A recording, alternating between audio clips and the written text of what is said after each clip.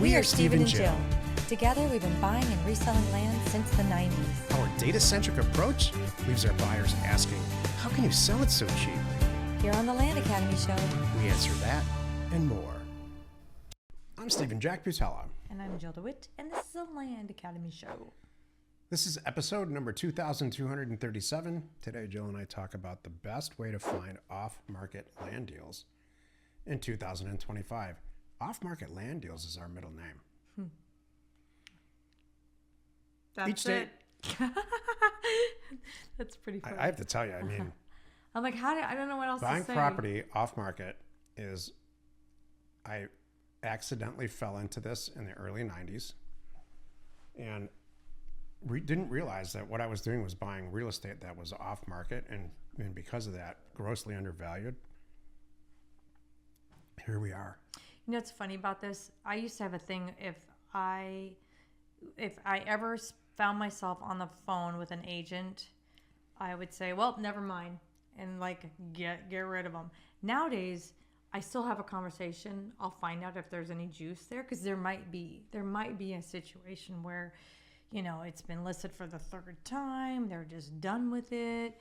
Nobody seems to be able to sell it, and it's just because, you know, every time the agents, they just always listed it for way up here, and the seller's really able or considering now to take my really low offer.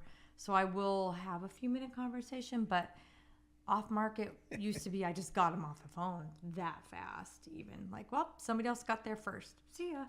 Here's some sentences that no humans have ever said. I don't like off-market real estate deals. I would much rather buy this real estate deal on the market through a real estate agent. Is that all the taxes are? Are you sure you didn't miss any? Good. This is good. What else? I want to buy a car from a dealer for full price. Exactly. I don't want to buy that car over there down the street from John Smith for half the price of the same car. That's an off-market deal. Of course I want the extended warranty on the batteries. Jill and I just bought a sailboat. We were on the dock with the broker. Boats are very different. It's a whole different acquisition process. Oh, goodness. And there's a lot of other stuff involved. Yeah. So we go look at a listing that he had. And Jill and I didn't like it at all. This is after like looking at 20 boats, which is a way more tiring and unfun than it sounds. True. And he said, well, what do you want? And I described it to him. He said, I'm just talking to the seller on this boat right down the dock. Let's go look at it. It was literally like 9 slips away. And we bought it. It was an off-market deal. Jill negotiated an amazing price. The broker was still involved, but it never hit the market. And True. I'm very confident if it did hit the market at that price, it would have been sold within a few days. And it just made for such a more comfortable, that's the way we buy real estate. So it's just minus the agent's involvement. We have built this entire company and business model around off-market deals. Yeah. Getting there first, that's what we used to call it. You need to get there first. If the agent got there, he got there first or she got there first.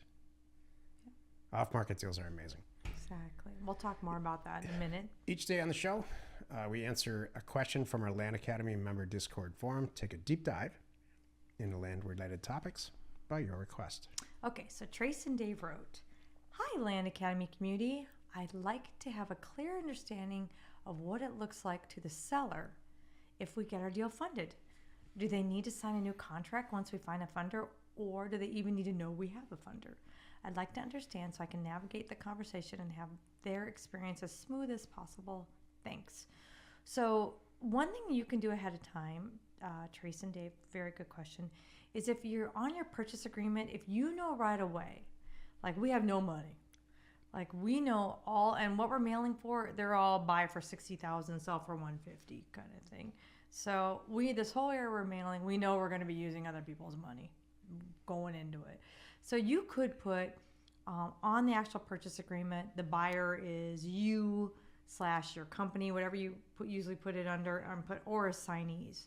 If you want to do that, because it's not a deal breaker, but if you did that ahead of time, that would be cool, because then escrow could just use it like that. But behind the scenes, for the seller, They never need to know, nor do they usually care. They don't care. It's really about the money. As long as the dollar amount doesn't change, that's all that matters.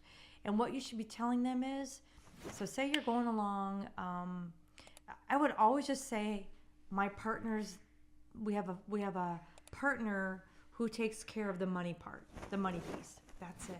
Oh, okay, whatever. They don't know if that person's sitting in your office or wherever it is. They don't know. It's your partner that takes care of the money piece. No problem. And then as you're going along, you open escrow. Now you get a money partner. Now let's just say it's us.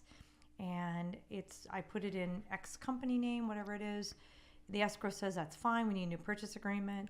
You're like, no problem. So all you're going to do is make a new purchase agreement, swap the name out, and call the seller. Go, you know what? Hey, I'm just I'm sending over a new purchase agreement. We're gonna move this into a different company's name. So I just need you to sign that. It's a DocuSign. So when can you get to that? Oh, I can do it today at 3. Okay, great. I'll watch for it. It should be that easy. They don't need to know anything about what went on behind the scenes. Correct. And that's all the escrow company needs to. No one ever needs to know our relationship, how much money you have or don't have, or what I have or don't have, or why we're even doing it. That doesn't matter. It's as long as they're going to get that's what the seller really cares about. They're going to get paid the amount that you agreed upon on the day that they expect it. That's it. Another thing is, like, this happens sometimes where last minute I've been pulled in where, hey, Jill, I need a funder. Something happened with our guy and it's going to close next week. Can you do this for us? And I look it up. I'm like, yeah, no problem. We just do the same thing. Here's what we're going to put it in. You just tell the seller, hey, we're changing the entity. We're putting this in. Here's a DocuSign. Again, they don't know the other guy fell out and I'm the new guy, and everything goes as normal. There's nothing fishy about this. Mm-mm. I don't know. It gets really new and green escrow agents are confused by it. But the fact is this. Let's say Jill and I go buy, we put under contract a house because we want to buy it and live in it. Mm-hmm. And halfway through the deal, we realize, oh man, we should put the house in the trust. Mm-hmm. That's the equivalent of it. Very common. And so I would think most escrow agents wouldn't say a word at that. But the fact is, what we do is we buy it. What happens in our group and in our environment, not just us, but in the Land Academy environment and real estate in general, I've got an LLC. That's the one where all the offers went out. It's XYZ LLC. But this property came up in Montana, and we have a Montana LLC with some other assets in it. You know what? I'm going to take it out of XYZ and put it in a PDQ. Mm-hmm. So let's just transfer it now, and then that'll do the deal. And whatever we need to sign, just let us know. I don't know why this gets... there's a culture of explanation that escrow agents, a lot of them, especially newer ones, believe that they're entitled to, that they want to get to know you and find out if you're screwing the world over, or I haven't had it lately though. No, I know it has changed. No, I don't. I haven't had it as much. I really don't. During COVID, here's my point. I just want to deliver this point, Joe. Don't sweat this. Oh yeah. Just you don't even really. We're not gonna buy it in our individual names. We're gonna put it into a trust. Yeah. Please put it into a trust, escrow agent X. Thank you. That's it. So that was gonna be my last piece too. Whatever it is, Trace and Dave, just with confidence, tell the seller we're changing the name, and tell the escrow person we're changing the name, and here's a new document. Great, Joe. Thank you. Today's topic: the best way to find off-market land deals in 2025. If you know a better way to find off-market real estate deals than the following, please let me know. Heavily research a place where properties are selling to meet your expectation.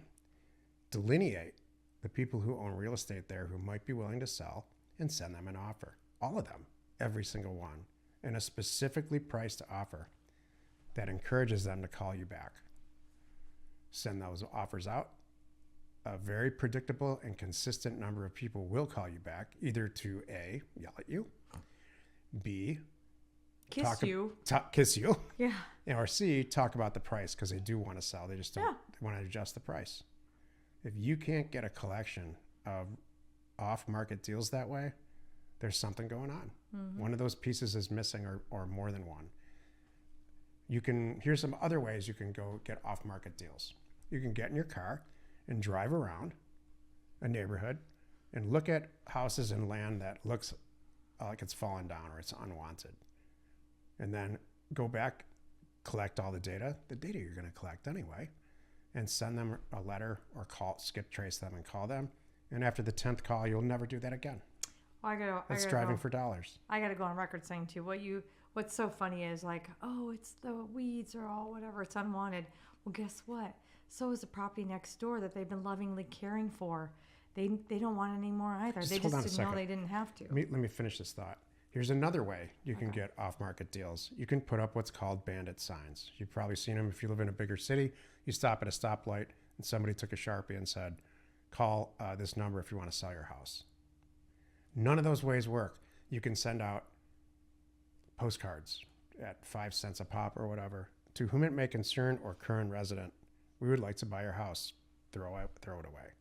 There's a lot of ways that you can get off-market deals. I've tried them all. Our way is the best. Well, what will happen is you'll get people calling you back, but you haven't smoked out the price. It's it's time consuming and wasteful for everyone involved when you just send a postcard saying, I want to buy your house. Because someone's like, $3 million, it's yours. You don't want that call. When you're really thinking 300,000, they're calling you with a make me move number. So that's the thing too. I'm going to add, can I jump in here? I have 3 things Absolutely. I want to say. So the whole point that Jack's trying to make though, what are we doing? How are you finding these off-market deals of any type? Well, number one, they do work for any property type. Number two, you're creating the deal yourself.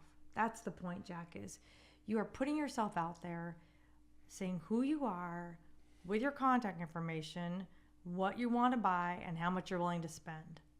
Period. And letting them come back to you. Okay, in a very respectful, calm way, and you're blanketing a county kind of thing. And then the third thing I was going to say, what's the best way to do these? We'll show you. We do land. We have Land Academy or House Academy. We're here every week to help you and show you the way. We've done a lot.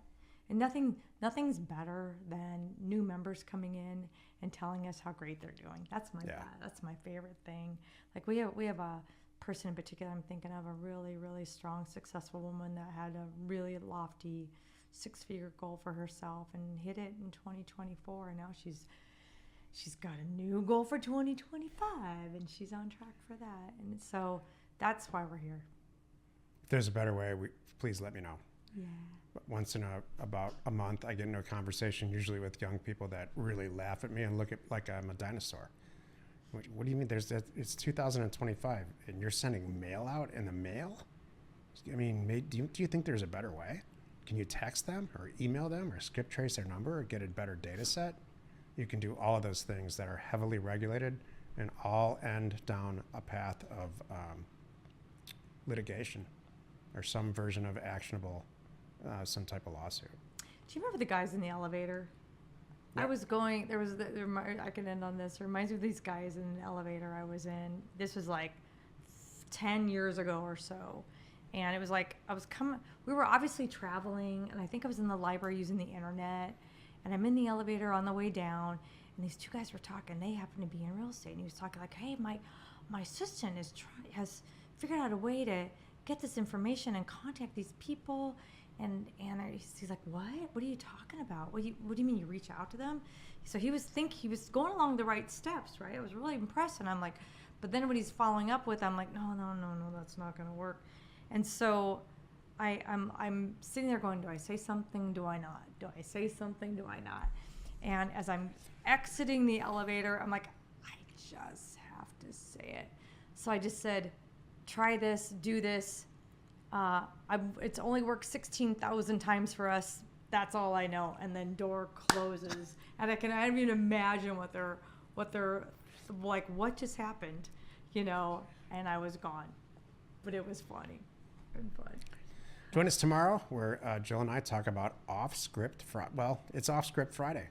We're going to try it for the first time with Jack and Jill. It's a Jack topic. This will be fun. This was not my suggestion. Oh, really? Yeah. Oh, okay. You are not alone in your real estate ambition. We are Jack and Jill. Information and inspiration to buy undervalued property.